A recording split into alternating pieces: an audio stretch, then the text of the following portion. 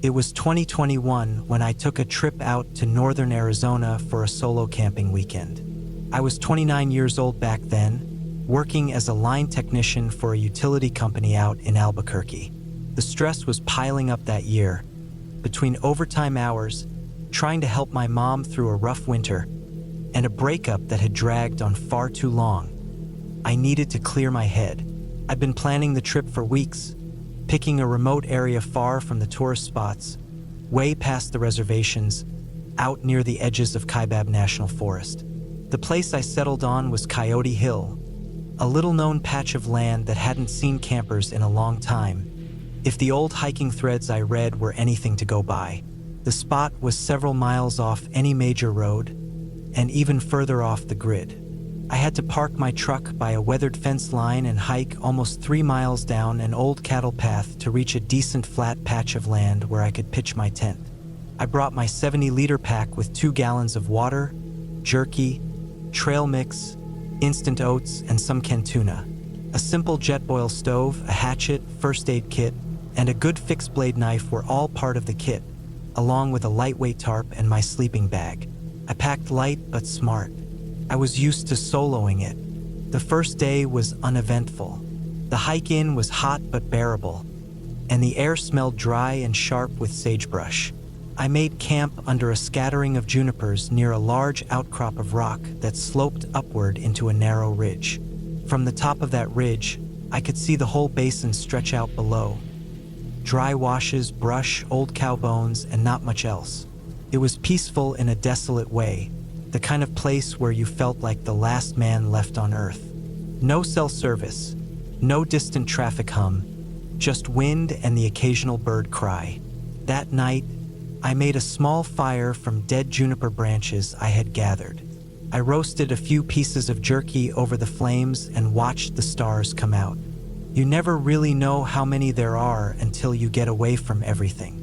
I must have sat out there for 3 hours just watching, barely blinking. No phone. No distractions. Felt good. But somewhere close to midnight, I heard something off.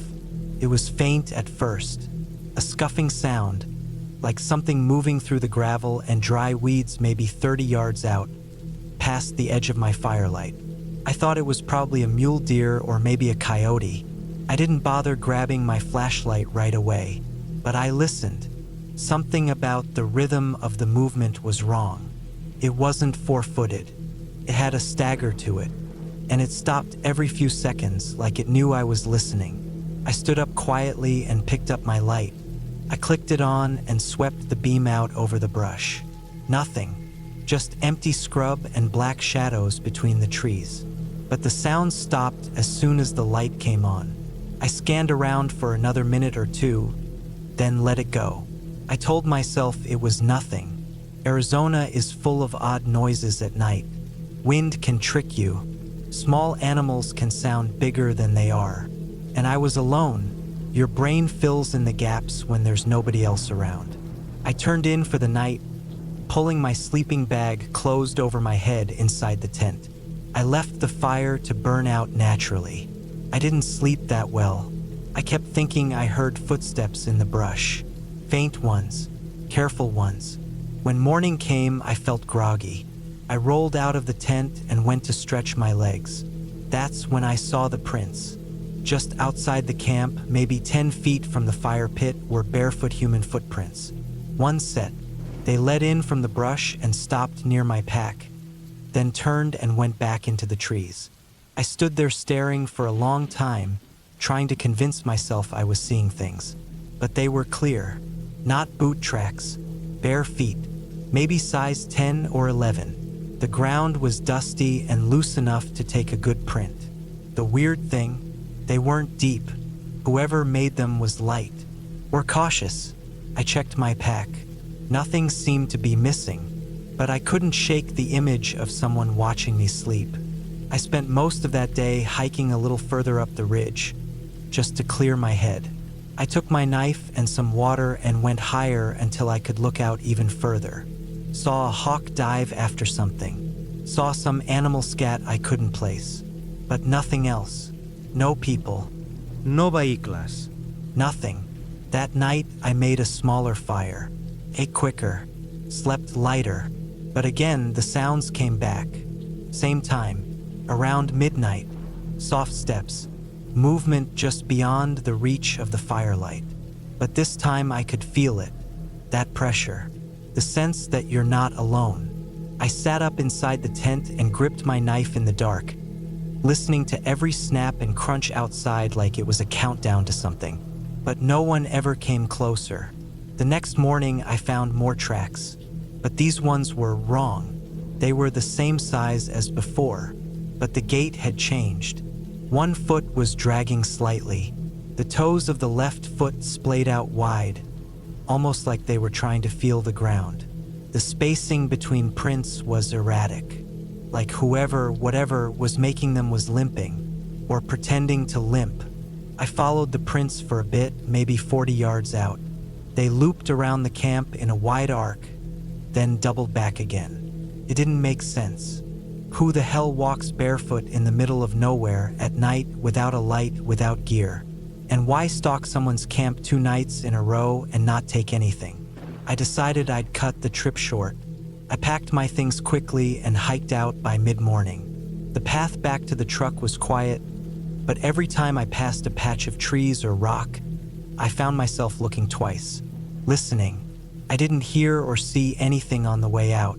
When I reached my truck, I unlocked the doors, threw the pack in the back, and climbed in fast. I started it, turned the wheel, and headed back toward the county road. That should have been it. A creepy camping memory. But the story didn't end there.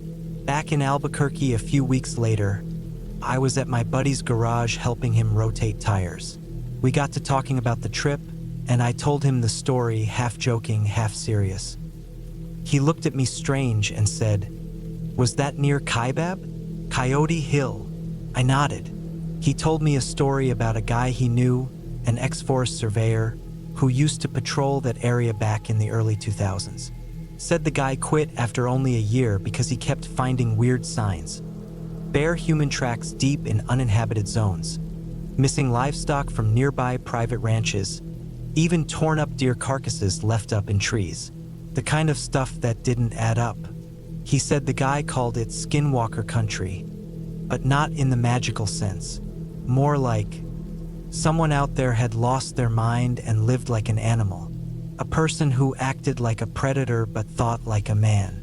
That stuck with me. Over the next few months, I kept thinking about those tracks, about the way they circled my camp, the dragging foot, the light steps. It didn't feel like a prank. It didn't feel like some random hiker. It felt deliberate, studied.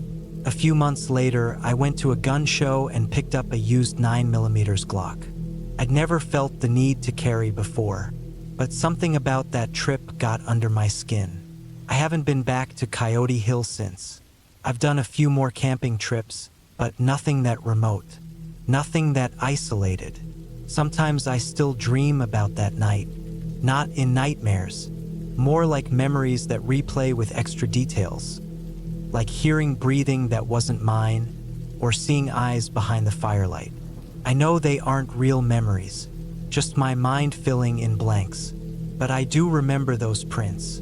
The quiet, the cold knot in my stomach that never went away until I was back in town. I don't think it was a skinwalker in the folklore sense. I think it was a person, someone who didn't want to be found, someone who watched from the dark. Maybe a hermit, maybe a drifter, maybe worse, but they were out there, and they saw me before I ever knew they were close. That's all I need to know.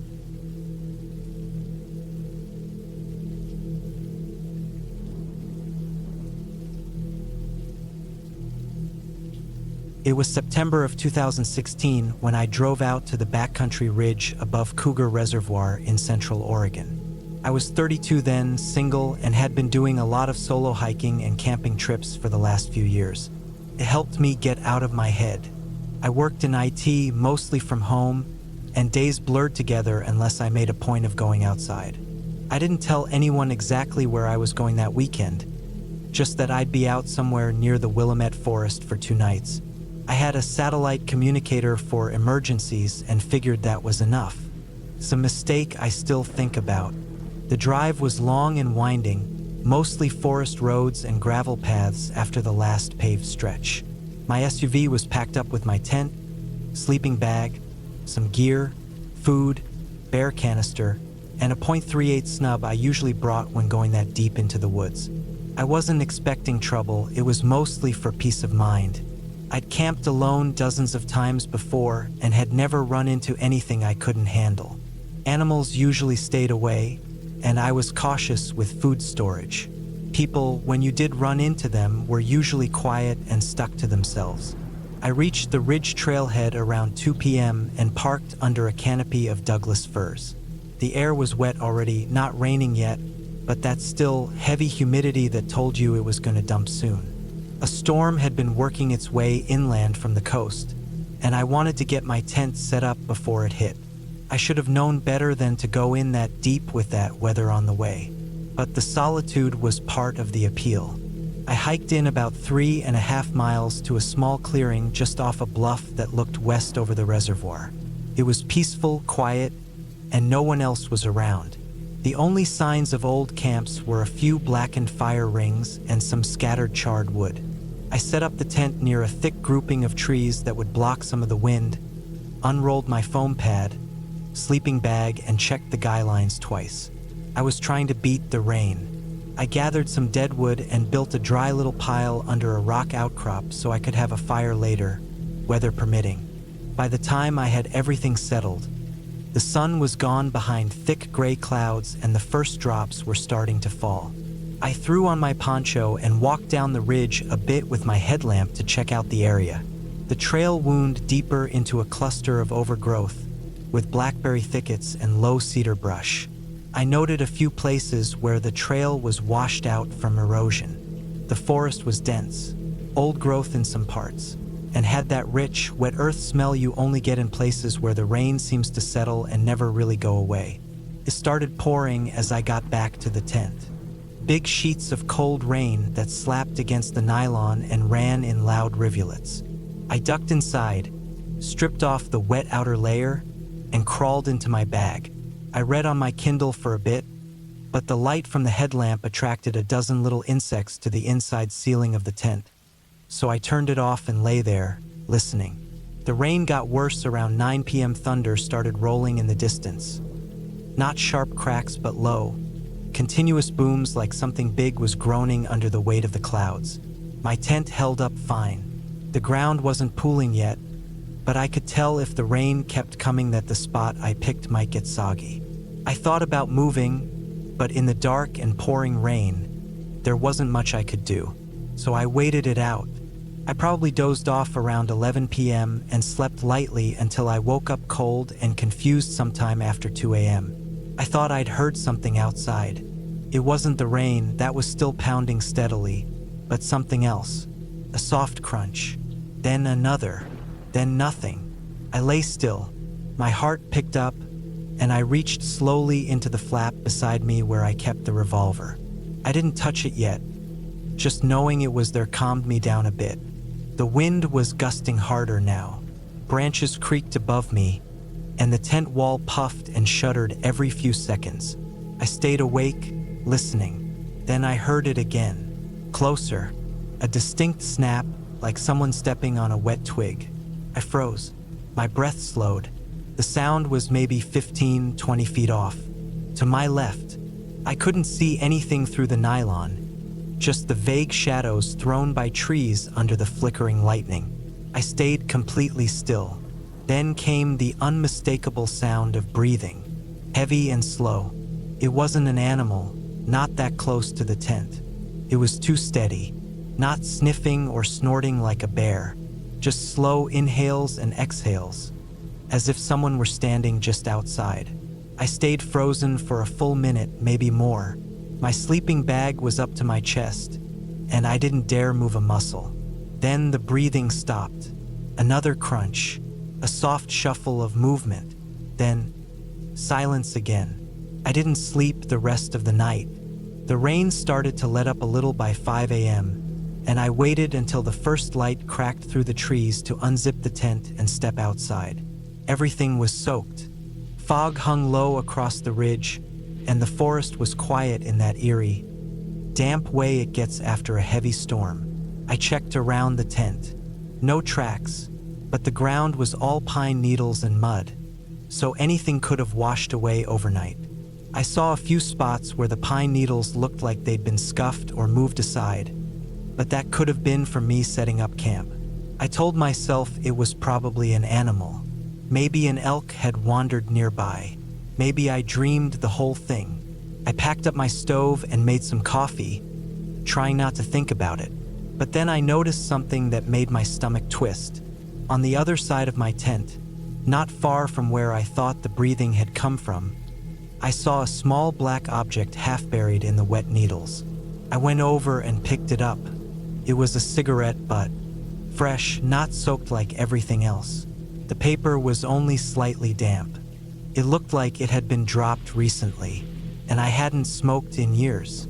I stood there for a long time, just holding it, staring out into the trees. I packed up everything fast. I wasn't planning to hike out until the next morning, but I didn't want to stay another night. I felt watched. I kept looking over my shoulder as I broke down camp. The trail back to the truck was muddy and slick, and I nearly fell twice. But I didn't go straight back to the SUV. I stopped a quarter-mile before it and moved quietly off the trail, hiding behind a thick cluster of brush. I wanted to see if anyone else had come back with me. Something didn't feel right. I stayed there for maybe 30 minutes, shivering in my wet clothes, scanning the woods, and then I saw him, a man, maybe late 40s, wearing a green poncho and dark jeans, walking slowly down the trail I had just taken. He wasn't carrying a pack, just walking with his head tilted slightly downward, scanning the sides of the path. He didn't look like a hiker. His clothes weren't the type you'd wear for an overnight trip. No visible gear, no water bottle, no backpack. And he didn't notice me, he just walked past where I was hiding and kept going down the trail. I waited until he was out of sight, then sprinted the rest of the way back to the SUV. I didn't care if I slipped. My boots were caked in mud. I got in, locked the doors, and sat there catching my breath. My hands were shaking. When I turned the key, the engine took a second to catch, and for a moment I felt pure panic. But then it turned over and I threw it into reverse and backed out, gravel spraying behind me. As I drove back down the logging road, I kept checking the mirror. I never saw him again. I passed no other cars. I didn't stop until I hit the highway. I didn't tell anyone for a while, not because I thought they wouldn't believe me, but because I didn't really understand what had happened. Nothing technically did happen, but it changed the way I camp. I don't go alone anymore, and I always tell someone exactly where I'll be. It wasn't a ghost. It wasn't a monster. It was a man, someone who had no reason to be that deep in the forest during a storm, walking without gear, near my tent in the middle of the night, standing silently in the dark, smoking a cigarette. I haven't been back to that ridge since.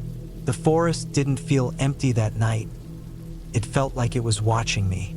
And I realized that the scariest thing you can find out there isn't a creature or a legend. It's another person. And the moment you know they've been near you while you slept, without saying a word, changes everything.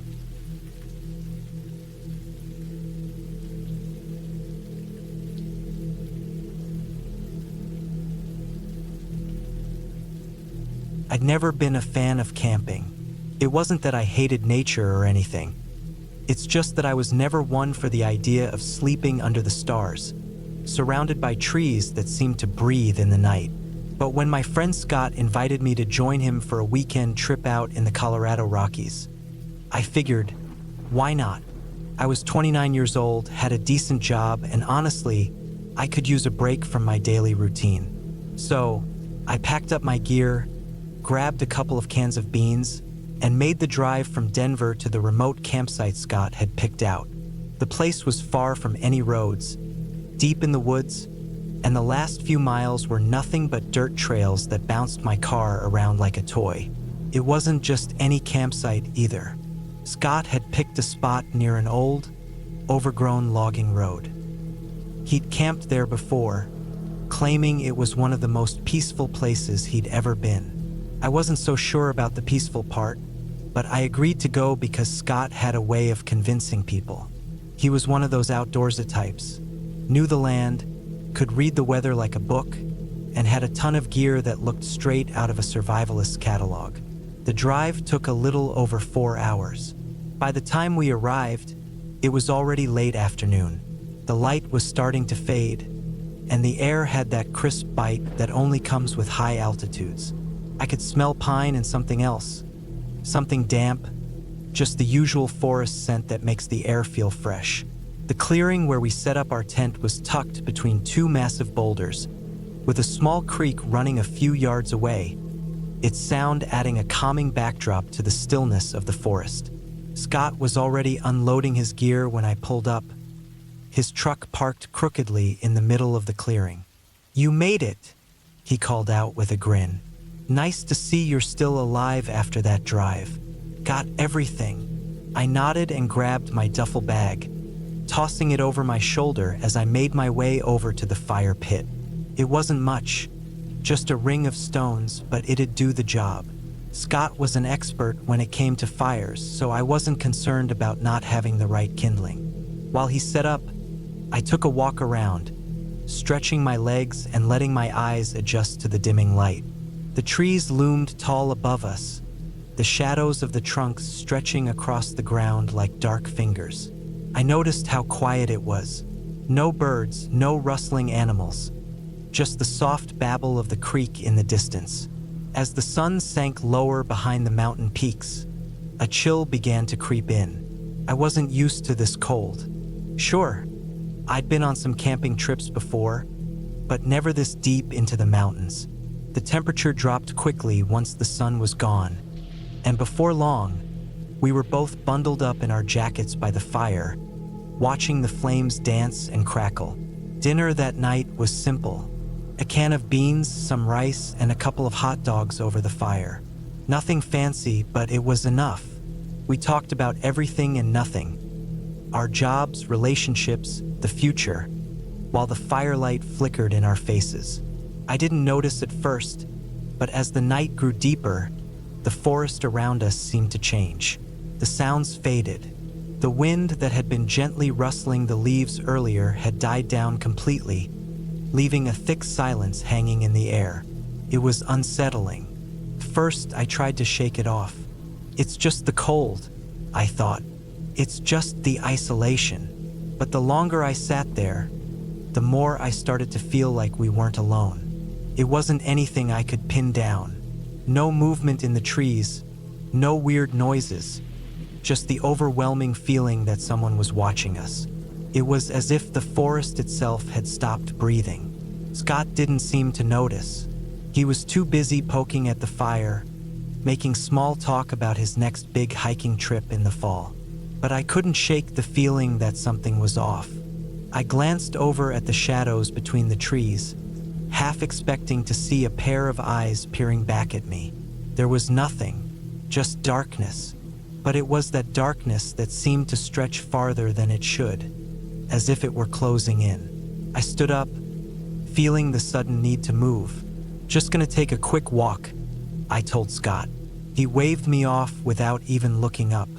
The trees were dense around the clearing, and as I made my way toward the edge of the forest, the path grew tighter and harder to navigate. I had a flashlight, but I didn't use it.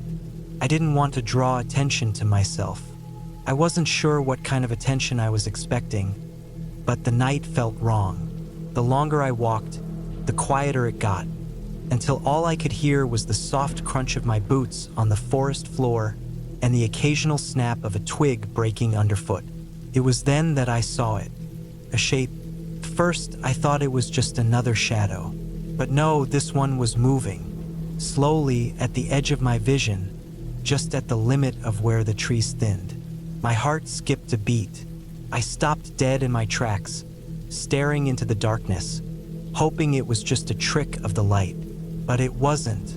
A figure. A man, tall and lanky, dressed in dark clothes that blended with the night, was standing there, just barely out of the reach of the dim light from our campfire. He didn't move, just stood there, as still as the trees around him. I couldn't make out any features, just a vague shape in the darkness, but I could feel his eyes on me. I should have turned around and gone back to camp, but something kept me rooted to the spot. After what felt like an eternity, the figure shifted, moving deeper into the forest. It was as though he wanted me to follow him. And for some reason, against every instinct in my body, I did. I don't know why I did it. Maybe it was curiosity. Maybe it was the odd sense of familiarity that came with seeing him. Maybe it was a stupid desire to prove I wasn't scared. But whatever it was, I found myself pushing through the underbrush, trying to stay as quiet as possible as I followed the figure further into the forest. The trees grew thicker the farther I went, and the silence was oppressive. It was as though the forest was holding its breath. I couldn't shake the feeling that I was walking into something I didn't understand. After a few more minutes, I stopped. I couldn't see the man anymore. He had vanished into the trees, and the only sound left was the soft rush of the creek far behind me.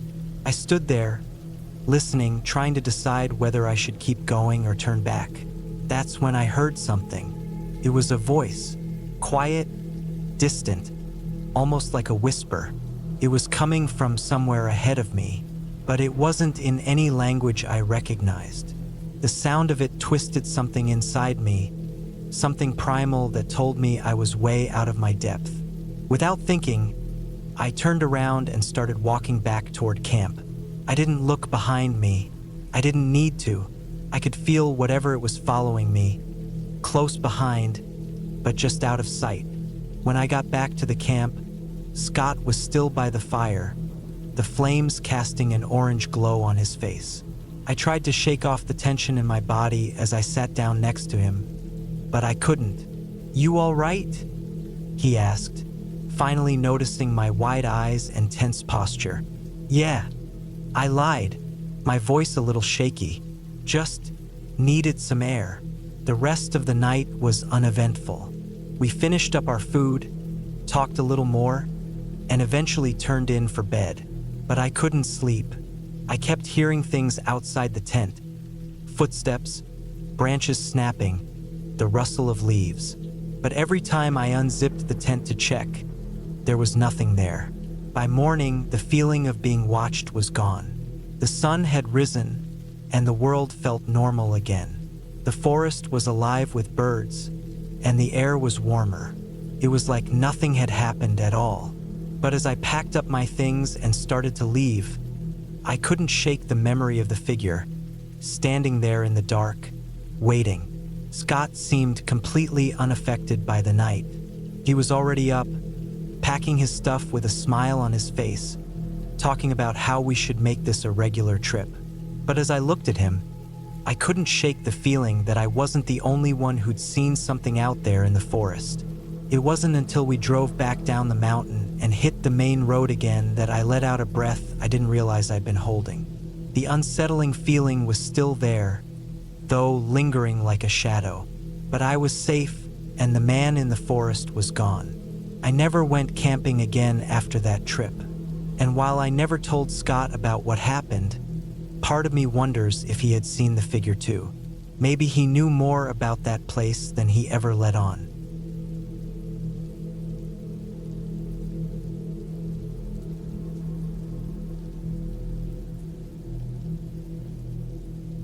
In the summer of 2014, I took a solo camping trip to southern France.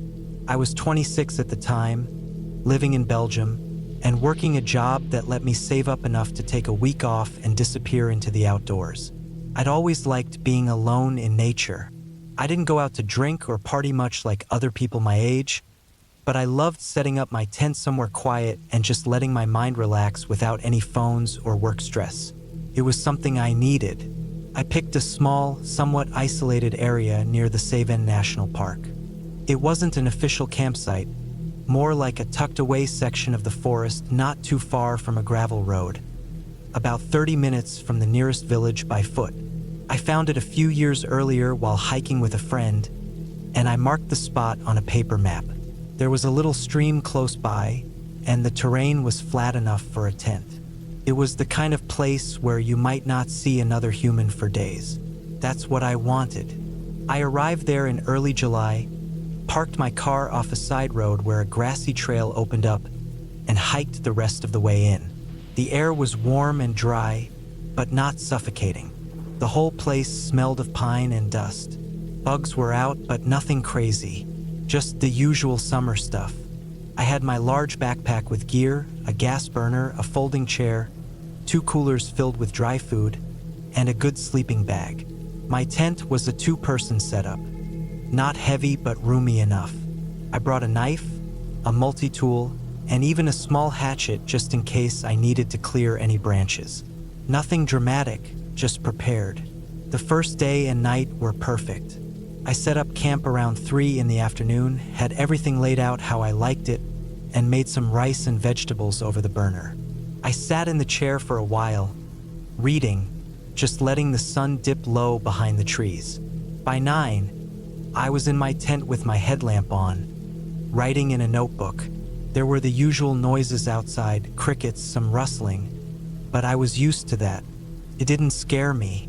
The second day, I walked to the stream and filled my water container, boiled it back at camp, and cooled it down for later. I spent the day wandering through the trees, keeping my bearings by looking back often and using markings on trees. There was something really peaceful about that whole area. I saw a few deer, some birds, and tracks I didn't recognize, probably wild boar. The heat wasn't bad under the shade, and I had enough snacks to stay out for hours. It wasn't until the third night that I noticed something strange. I was in my tent, laying down, maybe 10 or 15 minutes from falling asleep. I had just turned off my headlamp and was facing the nylon wall, curled into my sleeping bag. Then I heard something. It wasn't an animal. It was a footstep, not heavy, but clearly a footstep on dried leaves. Then another, and then nothing. I stayed still, holding my breath for a moment. My mind tried to explain it away, maybe a deer or a fox. But footsteps don't come in twos like that and then stop. They usually scurry or run off. This was different, slow, almost cautious. I waited for a while, trying not to panic. After a few minutes, I slowly unzipped the tent just a few inches, enough to peek out. I didn't use a flashlight because I didn't want to give away my position. I let my eyes adjust to the dark. The moon wasn't out, but the stars were strong enough to give the forest a soft gray glow. I didn't see anything. The next morning, I checked around the tent. I found no clear footprints, but the forest floor was dry and messy. Twigs, pine needles, leaves, nothing that would hold a print well unless it rained.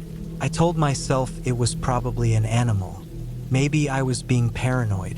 The fourth day, I stayed closer to camp. I read more, collected some dry wood just for the feeling of doing something, and didn't venture far. But something felt off. That night, I didn't sleep as well. I kept waking up every hour or so. Once, I swore I heard a branch snap nearby, but when I sat up to listen, everything went still again. It was like the whole forest held its breath. On the fifth morning, I found something that made my stomach drop. A single boot print, clear as day, maybe 30 meters behind my tent. Deep heel, broken twigs inside it, probably made the night before. Bigger than my own foot. Not huge, but clearly a man's size. It was headed in the direction of my camp. But the scary part wasn't just that someone had been nearby. It was that there were no prints leading back. I packed everything up that morning. I didn't waste time. I took down the tent, stuffed my gear fast, and headed straight for the gravel road. I walked fast, heart racing, constantly looking behind me, but no one followed. I reached the car in one piece, threw everything in the back, and drove. I didn't have a hotel or backup plan, So I went to a bigger village about an hour away and paid for a cheap roadside motel. It was old, smelled like cigarettes, but I didn't care. I stayed there the whole day and most of the night. I was planning to drive back home the next morning. I tried to calm myself, kept telling myself it could have been a hiker. Maybe they didn't even see my tent. Still, something felt wrong. Why would someone be walking that deep into the forest at night without making noise and stop so close? At around 2 in the morning, I couldn't sleep. I was lying in bed when I realized I left one of my coolers at the site. The smaller one. It had a couple of energy bars, a can of tuna, and some basic supplies. Nothing major, but I hated leaving trash behind in nature, and I knew it was sealed tight, probably untouched. I was angry at myself. Stupidly, I decided to go back. I left at 5 in the morning, as soon as the sky began to lighten. I figured I'd get in, grab it, and leave. I didn't bring much, just a flashlight, the car keys, and my multi-tool. No backpack. I left the car at the same pull-off, walked fast, didn't stop. I kept telling myself it was fine. The place would be exactly how I left it. When I reached the site, it looked normal at first. The logs I sat on were still there. The old fire ring was cold. But then I noticed something. My cooler had been moved. It was about 15 feet away from where I remembered it, sitting crooked, half buried in pine needles. The lid was open. When I got closer, I saw that the contents were gone. Not eaten, gone, like someone had taken them. But what chilled me was the cigarette butt beside it, burned down to the filter, still fresh. No view. Someone had been there. Recently, I backed away. I was about to turn around when I saw him. A man, standing maybe 50 feet away, halfway behind a tree, just watching. Not moving, not hiding either. He was just there. He wore an old dark jacket, the kind with patches near the elbows, and cargo pants that looked dusty. He had a short beard, maybe in his 40s, with deep lines on his face. I couldn't see his eyes clearly, but I knew he was staring at me. We stood there for what felt like minutes, but was probably only 20 seconds. He didn't say anything. Neither did I. I just turned and walked away, steady and quick, not running, trying not to give him a reason to follow. I didn't look back until I was near the gravel road. When I finally did, he was gone. I got in the car and drove straight home. The rest of the week was a blur. I kept going over the details again and again. I couldn't figure out what he wanted. Had he been watching the whole time? Was he living out there, waiting for someone like me to be alone? I reported it to the local gendarmerie, but they didn't take it seriously. There were no crimes, no assaults, no stolen property beyond a cooler. They said it was probably just a squatter or another camper. That area had a few off-grid folks, apparently. But I know what I saw, and I know how it felt. It wasn't a misunderstanding. That man wasn't there by accident. He didn't look surprised or confused when he saw me. He looked like someone who had been watching me for days, quietly, patiently. After that, I didn't camp alone again for a long time. It changed how I looked at being in the woods. It wasn't fear of nature anymore. I still love the trees, the wind, the quiet. But now I think more about who else might be out there, who might be watching from the shadows, waiting in silence, walking on dry leaves in the dark. Years have passed. I'm 37 now. I go camping sometimes, but only with friends. I still have that map with the old spot marked, but I've never returned. I don't want to know what I'd find, or if he'd still be there.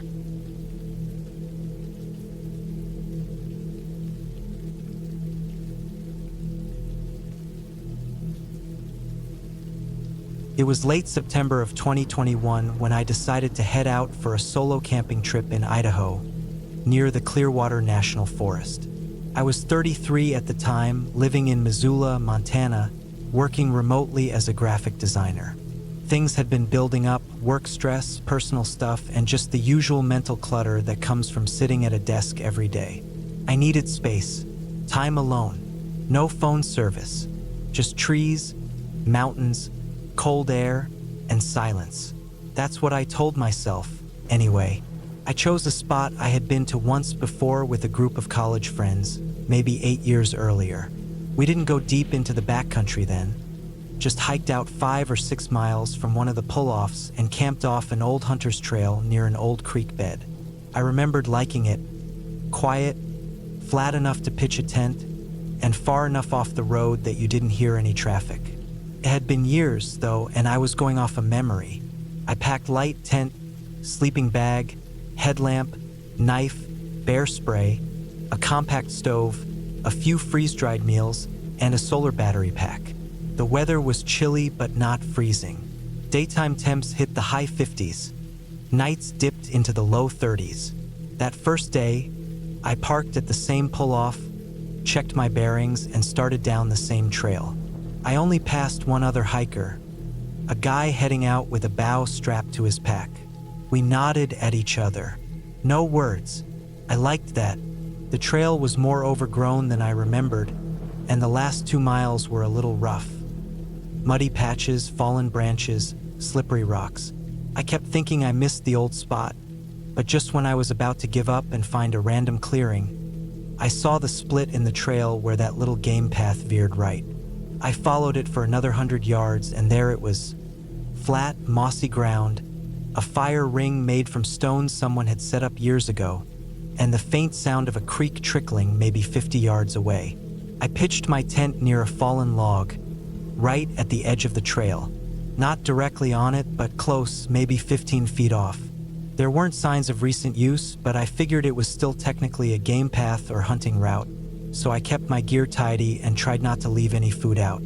I gathered a few dead branches for firewood, even though I wasn't planning to make a fire that night. Just wanted something to do. Something about setting up a site makes you feel more anchored, more relaxed. The first night went fine. Cold, but peaceful. I didn't sleep great. My body always needs a night or two to adjust, but I wasn't spooked or anything. Woke up to birdsong and frost on the outside of my tent. I boiled water for coffee, ate a granola bar, and spent most of the day hiking. Just small loops, nothing too intense. Took some photos, sat near the creek for a while, let my thoughts drift.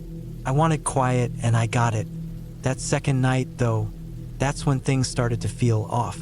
It was subtle at first. Around dusk, I heard footsteps, or what sounded like footsteps, up on the ridge about 50 yards from camp. Could have been an elk or a deer. Could have been a person. It was too far to tell and too dark to see anything. I turned my headlamp on and scanned the tree line, but nothing moved. I told myself it was just my nerves and that I was being paranoid. Still, I slept with my bear spray tucked into the side pocket of my sleeping bag that night, just in case. I dozed off sometime after midnight, and at one point, I don't know what time, I woke up to the sound of something brushing against the outside of my tent. Not violently, not tearing or anything, just a light swipe, like fabric sliding across fabric. I froze. I didn't make a sound. I just lay there listening. Then I heard it again. Faint shuffle. Not heavy, but slow. Not wind, not branches. Something was moving outside.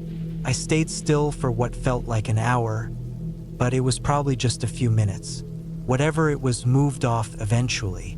I didn't sleep after that. Just stared up at the dark curve of the tent, waiting for morning.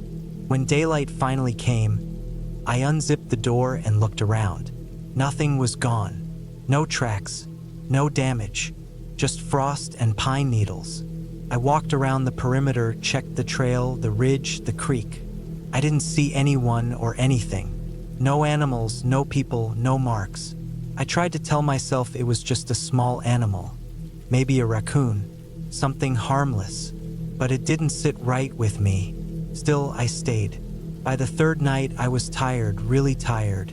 I'd hiked more that day to try to wear myself out and hopefully sleep better. The afternoon had been windy, and the forest was loud with moving branches and creaking trees. I boiled up some freeze-dried chili and sat by the cold fire ring, just watching the sky turn dark. That weird feeling from the night before lingered, but I hadn't seen anything all day. No reason to panic. I zipped up the tent just after 9 p.m., stuffed some clothes under my sleeping pad for cushioning, and crawled into the bag. I kept the bear spray beside me again. This time, I also laid my folding knife flat between the layers of the bag, just where I could reach it without moving much. I must have fallen asleep. I don't remember drifting off, but I woke up again, this time to the sharp sound of footsteps. Human footsteps, not an animal. Crunching, fast, coming down the trail. I could hear the rhythm of boots. Not a jog, but close. Heavy, deliberate steps like someone walking quickly with purpose. Then they stopped right outside my tent. I didn't breathe. I didn't move. I could hear the breathing now. Not mine. Someone else. Shallow. Controlled. Not panting, just hovering. Like they were waiting. And then I heard them walk around my tent. Slowly. One full circle. Once. Twice. 3 times. On the 3rd circle, they stopped again right near the front zipper. I stared at it. I remember counting the teeth of that zipper in the moonlight. It glowed faintly from the light of the sky behind the nylon wall. I couldn't see anything outside, but I knew they were there. They didn't unzip it. They didn't speak. They didn't make any other noise. Eventually, the steps moved away, slowly, back the way they came. I waited. 5 minutes, 10, 15. When I finally unzipped the tent and stuck my head out, the trail was empty. No one was there. I didn't sleep again. At first light, I packed everything in under 20 minutes. I didn't eat. I didn't even make coffee. I just rolled up my gear, jammed it into the pack, and started moving. The trail felt different now, closer, heavier. Every branch crack in the woods made me whip my head around. I didn't see anyone on the hike back, but about halfway, maybe 2.5 miles from the pull-off, I stopped at a small bend in the trail where the trees opened up. I needed water and I wanted to take a break. I crouched by a stream, filled my bottle, and sat on a flat rock. And that's when I saw it. Bootprints. Fresh ones. 2 sets. One set coming from the same direction I had. Another set joining from the ridge above, just where the trail dips. They were shallow but clear enough to read. One pair was larger, maybe size 12 or 13, and deep. The other were smaller but wider. Maybe hiking boots. Maybe tactical. I don't know. They'd been following me, or waiting. I stood up and didn't sit again until I reached the truck. I didn't even stop to catch my breath. I slammed the tailgate shut and locked the doors before I even took my boots off. I drove the full 3 hours back to Missoula without stopping, heart racing the whole way. I filed a report with the local forest ranger the next morning, just in case. Gave them GPS coordinates of where I camped, what I saw, what I heard. The ranger took notes but didn't seem too surprised. Said there were more people living off-grid out there than most realize. Some don't like strangers. That was the last time I went camping alone. I still go sometimes, but only with friends. And never off-trail. Never without cell service. And I never ever pitch a tent that close to a trail again.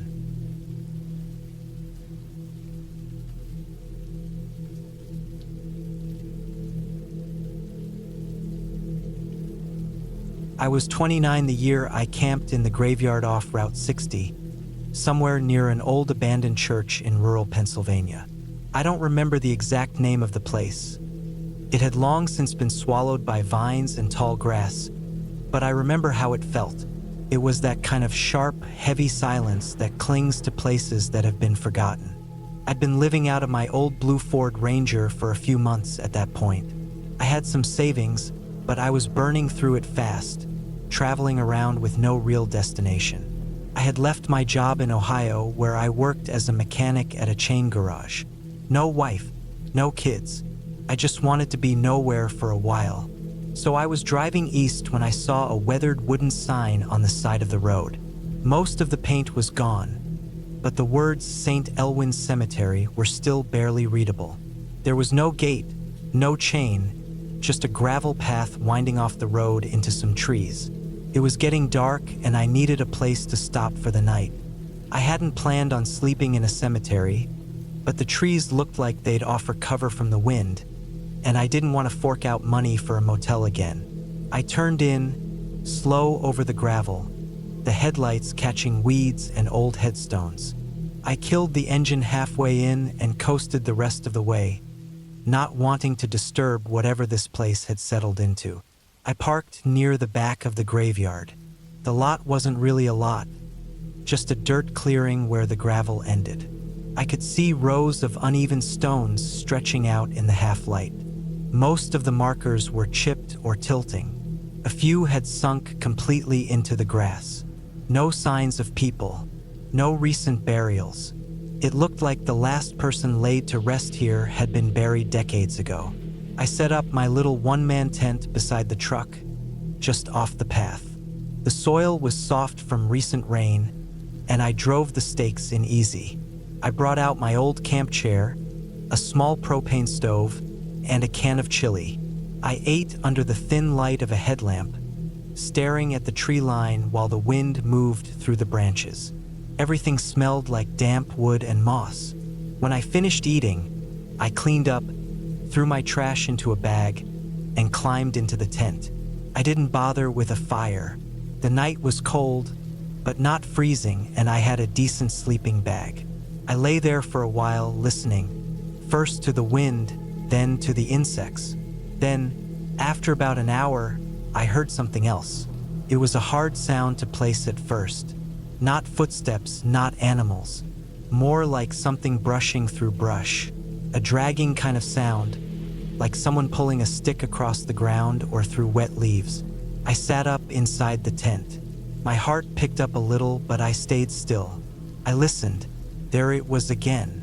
It wasn't close, maybe 50 yards off, back near the tree line. I unzipped the flap a few inches and looked out. The moon was high, bright enough to throw some light across the stones. I saw movement, just a little, just enough to know something was walking the edge of the woods. Could have been a deer, could have been a fox. I told myself that and zipped the flap back up. But the sound didn't stop, kept going, intermittent. Drag, pause, drag, shuffle. Sometimes it sounded like it was circling. Other times it faded off only to come back stronger. I didn't sleep much that night. I held the handle of my folding knife under the blanket, eyes open to the dark. Around 4 a.m., the sound stopped. Just stopped. No fade out, no slowing down. One moment it was there, the next it was gone. I waited another 30 minutes, then finally dozed off just before the sun came up. When I woke, I felt stiff and tired. My back ached, and the inside of the tent was damp with condensation. I crawled out and stood up, brushing dirt off my jeans. Everything looked the same as I'd left it. I didn't see any footprints or signs of animals. I figured I'd just been jumpy, sleeping somewhere I wasn't used to, but then I saw something weird. About 10 feet from my tent, behind a cracked gravestone, there were marks in the grass. A narrow line like something had been dragged. It wasn't wide, maybe the size of a small pipe, but it curved oddly, snaking its way toward the tree-line. The grass was flattened, still damp with dew. I followed it about 15 feet before it faded off. I felt a little sick. My hands were shaking a bit. I don't scare easy, but something about those marks didn't sit right. I thought again about that dragging sound. I looked around, still no signs of anyone. The road was empty, no tire tracks but mine. I decided to stay one more night, but to sleep in the truck this time. I didn't trust the tent anymore. That whole day I stayed around the graveyard. I walked through the stones, reading names and dates, trying to keep busy. Some of the names were so worn you couldn't read them. Others had small markers, metal rods where flowers might have been once. I didn't see any fresh graves. Most of the stones were from the 1800s or early 1900s. I found one from 1974, but that was the newest. By mid-afternoon, I cooked a can of beans and some rice and drank lukewarm water from a jug. I sat in the bed of the truck as the sun dropped. The wind started again, and I could feel the cold settling in. I laid out a blanket in the cab and locked the doors from the inside. I had the keys on a lanyard around my neck, just in case I needed to start it fast. The night came in heavy, thicker than the last one. I sat in the cab for an hour before shutting my eyes. I left the dome light off, just darkness and wind. And then, again, around the same time, that sound. But this time it wasn't out by the trees. This time it was right up against the truck. I heard the grass crunch, then something brushing along the side panel. Not a knock, just a graze, like fingertips or a rope dragging. I didn't move. I didn't breathe. I could feel every hair on my arms stand up. Then it stopped. Silence. I reached for the knife again. My hand was wet with sweat. I waited for a minute, 2, then 5. Nothing. Just when I thought maybe it was over, I heard something scrape along the back window. I bolted upright. I turned the key and fired the engine. The lights came on and blasted the cemetery in white. But there was nothing. I flung the door open and stepped out, shining my flashlight in a wide arc. The air was dead still. No movement. Just headstones and grass and dark beyond the beam. I checked the truck. No scratches. No prints. I went to the back window. Nothing. I didn't sleep again. When the sun finally came up, I packed everything. Tent, stove, chair. I threw it all in the bed and didn't bother folding it neatly. I backed out fast, gravel flying under the tires. I drove 30 miles west and stopped at a diner. Sat at the counter and drank 3 cups of coffee without saying a word to anyone. I looked in the mirror behind the bar and saw how pale I looked, how sunken my eyes were. That was the first time I ever felt like something had been hunting me. Later that week, I looked up the cemetery online. Took me hours to even find a mention of it. Turns out it had been decommissioned in the late 70s. The church next to it had burned down in 1981. Nobody buried there since. But the creepiest thing? In 1994, a man went missing in those woods. Hunter from Pittsburgh, parked near the same gravel path. His truck was found 3 days later. No sign of him. The case was still open. That was enough for me. I never went back. Never camped near a graveyard again. And I don't care what anyone says, it wasn't a ghost. It wasn't some urban legend thing. It was real. Something or someone was in those woods, watching, moving, waiting, and whatever it wasn't afraid of me. But I was sure as hell afraid of it. I've told this story a few times since. People usually laugh or try to guess what animal it was. Cougar? Coyote? I stopped arguing. Let them think what they want. I know what I heard. I know what I saw. And I know I got out. That's what matters.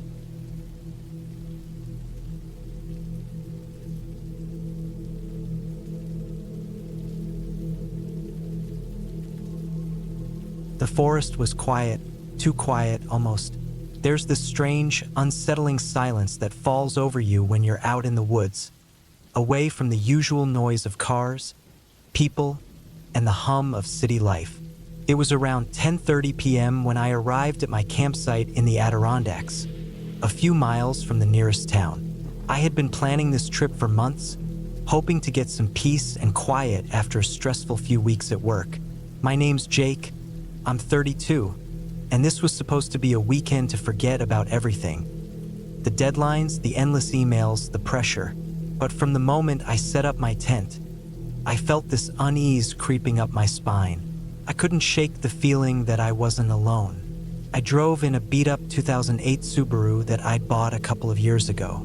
It wasn't much, but it worked. I parked it near the small, designated campground, unpacked my gear, and set up camp as the sun was dipping below the horizon. The area had a few scattered trees, nothing too thick, but enough to make me feel like I was in the middle of nowhere, which was exactly what I wanted. I didn't see anyone else around. No campers, no rangers, not even the sound of animals. Only the occasional rustle of the wind through the trees, which sounded more like whispers than anything natural. The campsite was supposed to be a popular spot, but tonight it felt empty, deserted, like it had been abandoned for years. But that was ridiculous. I checked the map before coming here, and there were still signs of recent use. Footprints on the trail, a fire ring that looked fresh. Still, something about the place seemed off. I shook off the feeling and started a fire. It was the only way to make myself feel better. I wasn't gonna let my mind wander. Not here, not now. I cracked open a beer and leaned back on my camp chair, letting the warmth of the fire melt away the tension in my shoulders. The stars above were bright, the night was crisp, and for a while, I thought I could actually relax.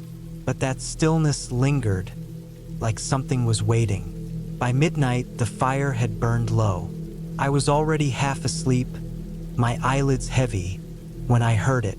Faint sound, the crunch of leaves underfoot. At first, I figured it was just an animal, a deer or a raccoon, maybe, but the sound was too deliberate, too steady. It wasn't like the random, erratic movements of animals. It was as if someone was walking toward my campsite. I froze. My heart beat in my chest, too loud. I listened intently, holding my breath. The sound was unmistakable now, heavy footsteps coming closer.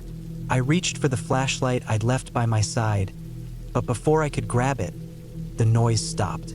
I waited for what felt like forever, straining to hear. Nothing. Absolute silence.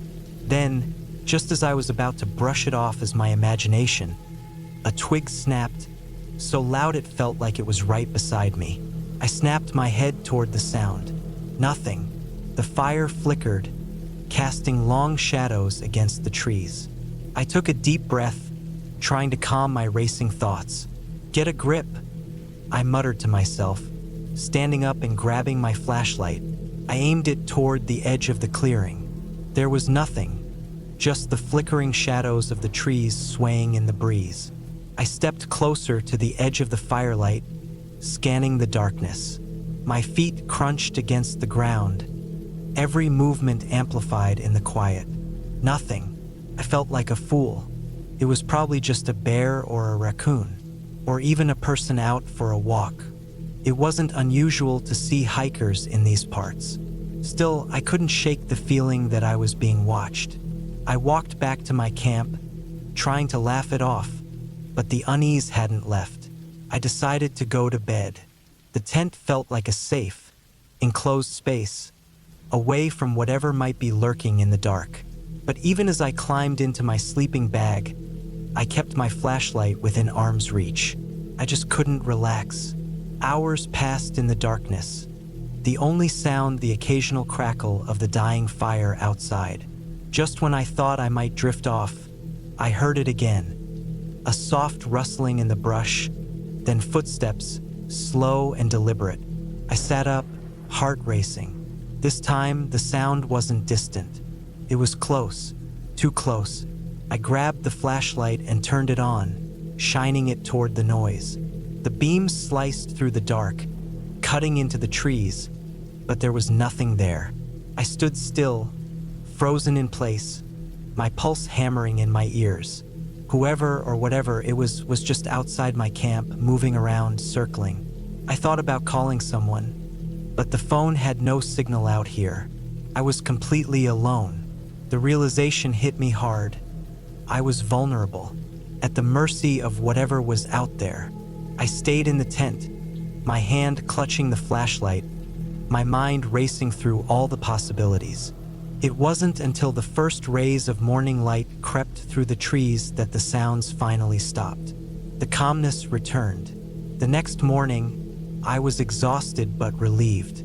I packed up quickly, not bothering to make breakfast. I couldn't shake the feeling that something had been out there all night, watching me.